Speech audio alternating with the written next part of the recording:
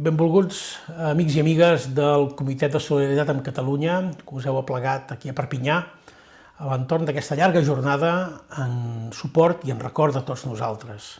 Una vegada més, moltes gràcies.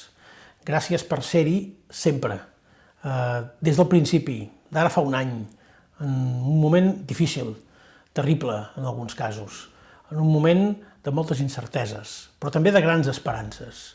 I gràcies per ser-hi ara, també, que no és pas més fàcil, però en qualsevol cas podem dir una cosa certa, que la gent hi és, que vosaltres hi sou, que en aquest difícil any que ens separa des d'aquell 30 d'octubre, que va ser el primer dia que vam arribar a l'exili, fins avui, en tot aquest any d'activitats, també de reptes, hi heu sigut tots, i especialment de la Catalunya Nord.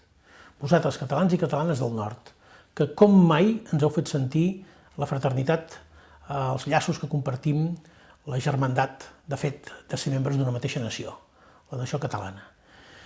De debò que la vostra ajuda per nosaltres és especialment rellevant. Us encoratjo a continuar-ho fent, perquè us necessitem molt.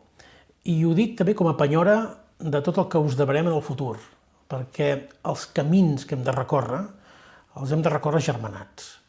I que passi el que passi, decidim el que decidim col·lectivament, pertanyem a un mateix espai, un espai de cultura, de llengua, de tradicions, d'institucions, que ens agermana des del passat, el present i per al futur, i que el progrés del Principat de Catalunya és també el progrés del conjunt dels catalans, visquin on visquin, que s'han de sentir seva una república que apel·la als valors fonamentals dels drets humans, que apel·la a construir-se de baix cap a dalt, no de la manera que habitualment els estats, repúbliques o monarquies, els estats europeus, acostumen a fer.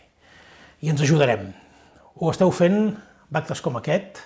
M'encantaria poder-vos-ho agrair personalment, ho hem dit altres vegades, però vull dir-ho ara amb més emoció que mai. El dia que puguem abraçar-nos i compartir el mateix espai de llibertat, aquell dia serà un gran dia per Catalunya. Moltes gràcies.